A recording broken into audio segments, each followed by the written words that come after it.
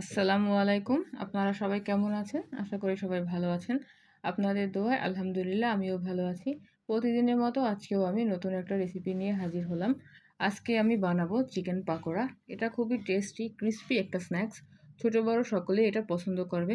কোনো ঝামেলা ছাড়াই ঘরে বসে আপনারা তৈরি করে নিতে পারবেন মজাদার এই চিকেন পাকোড়া। তাহলে চলুন পুরো রেসিপিটি আপনাদের সাথে শেয়ার করি। পাকোড়া বানানোর জন্য প্রথমে আমি মুরগির বুকের মাংস থেকে 200 গ্রাম পরিমাণ মাংস নিয়ে নিয়েছি।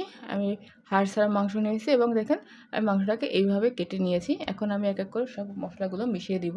প্রথমে আমি দিয়ে দিচ্ছি 1 চামচ পরিমাণ লেবুর রস, দিয়ে দিচ্ছি আদা ও রসুন বাটা 1 চামচ পরিমাণ, দিয়ে দিচ্ছি 1 চামচ পরিমাণ মরিচের গুঁড়া, হাফ চামচ হলুদ গুঁড়া, হাফ চামচ জিরা গুঁড়া, হাফ চামচ ধনিয়া গুঁড়া, দিয়ে দিচ্ছি 1 টুকরা দারচিনি ও 2টা এলাচ।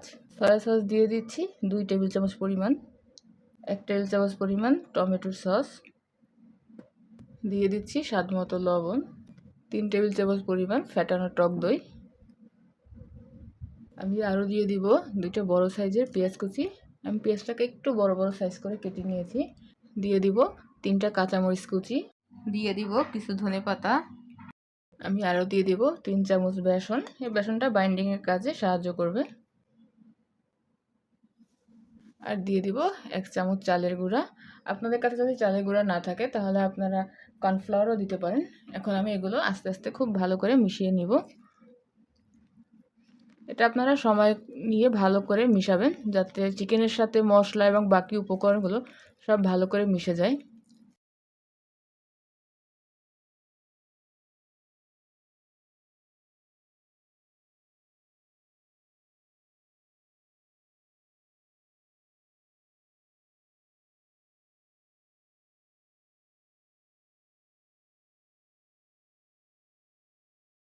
দেখুন আমি খুব ভালো করে মিশিয়ে নিয়েছি। এখন আমি রেস্টে রেখে দিব প্রায় 2 ঘন্টা। আপনারা চাইলে হোল নাইটও রেখে দিতে পারেন। 2 ঘন্টা পর ফিরে আসছি। এলাম 2 ঘন্টা পর।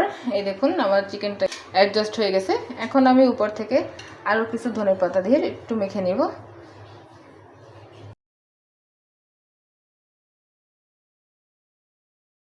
দেখুন আমার একটা চিকেনের গায়ে সব কিছু ভালো করে মিশে গেছে। এখন আমি এগুলোকে ভেজে নিচ্ছি। চিকেনগুলোকে ফ্রাই করে নিব। চুলায় একটা কড়াই বসিয়ে দিয়েছি।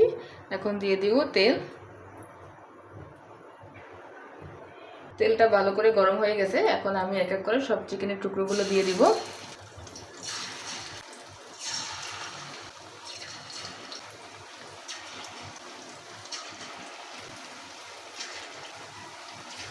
আমি এক এক করে সব চিকেনগুলো দিয়েছি। এখন হাই হিটে অল্প একটু ভালো করে নিচ থেকে ভেজে নিব। আমি এক পাশটা হালকা একটু ভেজে নিয়েছি। এখন এগুলো উল্টে দিব।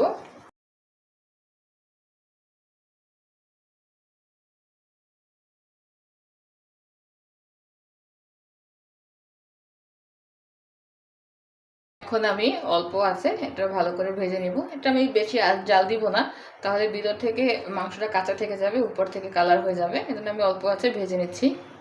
এই যে দেখুন আমার সবগুলো চিকেন ভাজা হয়ে গেছে। এখন আমি এক এক করে সব তুলে নিচ্ছি।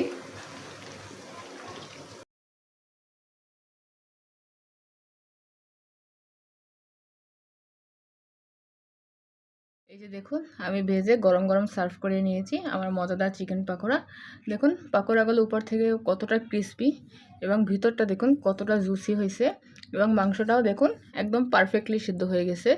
যদি আপনাদের ভালো লাগে তাহলে আপনারা বাসায় অবশ্যই ট্রাই করবেন। আমার চ্যানেলটিকে সাবস্ক্রাইব করবেন, লাইক কমেন্ট অ্যান্ড শেয়ার করে সবাই আমার পাশে থাকবেন। আল্লাহ হাফেজ।